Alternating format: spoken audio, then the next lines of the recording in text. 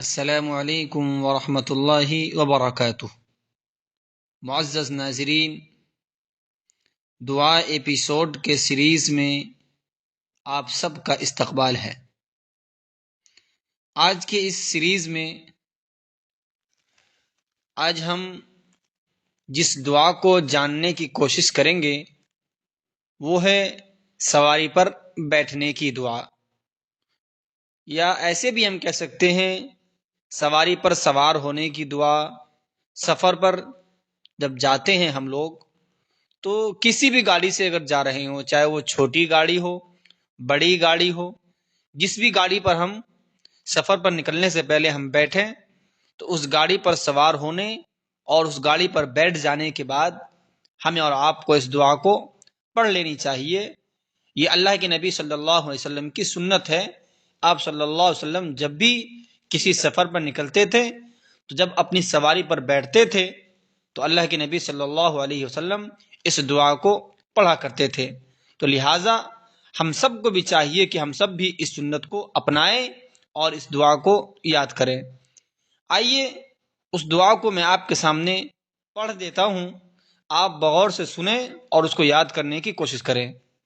دعا کچھ اس طریقے سے ہے: بسم اللہ، الحمد للہ، سبحان الذی سخر لنا هذا وما كنا له مقرنين وإنا إلى ربنا لمنقلبون۔ ایک مرتبہ میں پھر سے آپ کے لیے ریپیٹ کر رہا ہوں: بسم اللہ، الحمد للہ، سبحان الذی سخر لنا هذا وما كنا له مقرنين وإنا إلى ربنا لمنقلبون۔ دراصل یہ جو دعا ہے یہ قرآن مجید کی 25ویں پارے کی سورہ زخرف کی آیت نمبر 13 اور 14 ہے۔ تو لہٰذا اگر ہم سب یہاں سے یاد نہ کریں تو ہم قرآن مجید کے اندر بھی اس آیت کو دیکھ سکتے ہیں، اس دعا کو دیکھ سکتے ہیں۔ آئیے میں اس کے ترجمے کو بھی آپ کے سامنے واضح کر دوں۔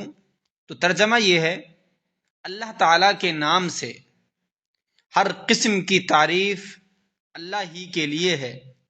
پاک ہے وہ ذات جس نے اسے سواری کو ہمارے تابع کر دیا، ورنہ ہم اسے قابو میں کر لینے والے نہیں تھے، اور بے شک ہم اپنے رب ہی کی طرف واپس جانے والے ہیں۔ یہ ہے اس دعا کا ترجمہ اور اوپر دعا۔ لہٰذا ہم سب کو بھی چاہیے کہ ہم سب بھی اللہ کے نبی صلی اللہ علیہ وسلم کی سنت کو اپنائیں، اور جب بھی سفر پر نکلیں تو سواری پر سوار ہوتے وقت اس دعا کو ضرور پڑھ لیا کریں۔ انشاءاللہ اللہ تبارک و تعالی سفر کی صعوبتوں، سفر کی مشکلوں اور اس کی پریشانیوں اور ناگہانی حادثات سے ضرور اللہ رب العالمین حفاظت کرے گا۔ والسلام علیکم ورحمۃ اللہ وبرکاتہ۔